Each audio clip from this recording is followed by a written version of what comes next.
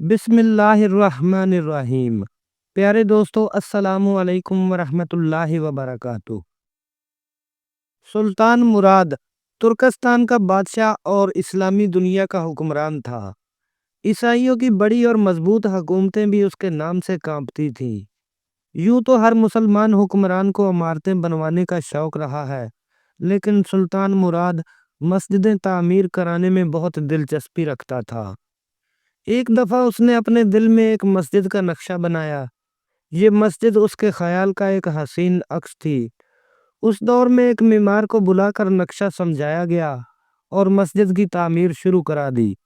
وقت گزرتا گیا، مسجد آہستہ آہستہ بنتی رہی اور لاکھوں اشرفیاں خرچ ہو گئیں۔ آخر مسجد مکمل ہو گئی، جو فی الوقت ایک بہت اچھی عبادت گاہ تھی۔ معمار بڑے دعوے کے ساتھ بادشاہ کے حضور حاضر ہوا اور عرض کیا، حضور مسجد تیار ہے، ملاحظہ فرمائیے۔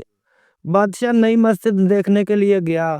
مسجد کو ہر طرف سے دیکھا، اوپر سے نیچے تک، شمال و جنوب سے، مگر اتفاق دیکھیے کہ عمارت اپنے تقاضے کے لیے بادشاہ کی پسند کی منتظر ہے، لیکن بادشاہ کو مسجد کی عمارت بالکل پسند نہیں آئی۔ وہ اپنے آپ کو سنبھالنے کی کوشش کرنے لگا۔ آخر جب سنبھل نہ سکا تو حکم دیا، معمار کا ہاتھ کاٹ دیا جائے۔ یہ حکم ملنا تھا کہ جلاد نے فوراً معمار کا ہاتھ کاٹ دیا۔ معمار کو یہ سزا بلا وجہ ملی تھی۔ اسے اور تو کچھ نہ سوجا، وہ سیدھا قاضی کی عدالت میں گیا اور دعویٰ دائر کر دیا۔ قاضی نے بادشاہ کو حاضر کرنے کا حکم جاری کیا۔ جب بادشاہ عدالت میں حاضر ہوا تو عدالت میں معمار بھی کھڑا تھا۔ بادشاہ یہ دیکھ کر گھبرا گیا۔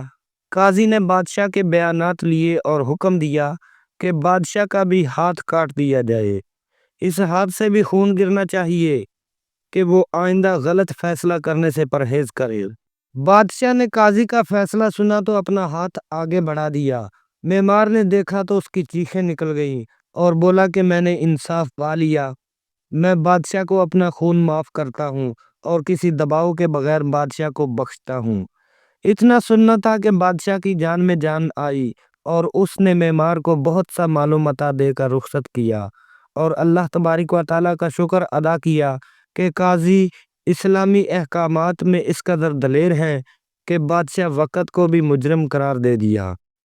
پیارے دوستو، اب دوسرا واقعہ آپ کی سماعتوں کے نظر کرتے ہیں۔ دو آدمی قاضی کی عدالت میں آئے۔ ایک نے دعویٰ کیا کہ میں نے اپنے ساتھی کو مال بطور امانت دیا تھا۔ جب میں نے مطالبہ کیا تو اس نے دینے سے صاف انکار کر دیا۔ قاضی نے ملزم سے امانت کے بارے میں پوچھا تو اس نے کہا کہ میں نے مال نہیں لیا ہے، یہ جھوٹ بولتا ہے اور مجھے بدنام کر رہا ہے۔ اس کے پاس کوئی دلیل ہے تو پیش کرے، ورنہ میں قسم دینے کے لیے تیار ہوں۔ قاضی نے مدعی سے پوچھا۔ مدعی نے جواب دیا کہ یہاں سے کچھ فاصلے پر ایک درخت ہے، ہم نے پہلے اس کے سائے میں بیٹھ کر کھانا کھایا، پھر میں نے اپنا مال اس کے سپرد کر دیا۔ قاضی نے کہا کہ تم ابھی وہاں جاؤ، شاید تمہارا مال وہیں کہیں ہو۔ اس جگہ کا جائزہ لے کر سیدھا میرے پاس آنا۔ وہ شخص چلا گیا۔ قاضی نے ملزم سے کہا کہ اپنے ساتھی کی واپسی تک میرے پاس بیٹھے رہو۔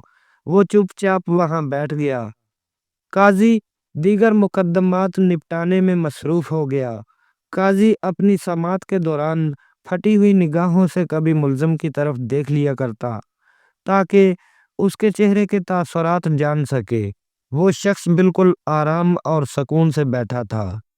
قاضی سماعت کے دوران یکدم اس شخص کی جانب متوجہ ہوا اور پوچھا کہ آپ کا کیا خیال ہے؟ وہ اس جگہ پہنچ چکا ہوگا جہاں اس کا دعویٰ ہے، جہاں اس نے مال تیرے سپرد کیا تھا۔ اس نے بے خیالی میں جواب دیا کہ وہ جگہ یہاں سے کافی دور ہے، ابھی وہ راستے میں جا رہا ہوگا۔ قاضی نے غضبناک ہو کر کہا، کم بخت کمینے، تو مال لینے سے انکار کرتا ہے اور اس جگہ کا اعتراف بھی کرتا ہے جہاں تو نے مال لیا تھا۔ تو خائن، جھوٹا اور بددیانت ہے۔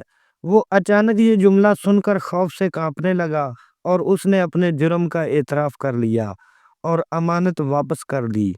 پیارے دوستو، یہ ذہانتوں کے پیکر قاضی کون تھے؟ یہ امیر المومنین حضرت عمر بن عبدالعزیز رحمۃ اللہ علیہ کے مقرر کردہ قاضی ایاز بن معاویہ تھے۔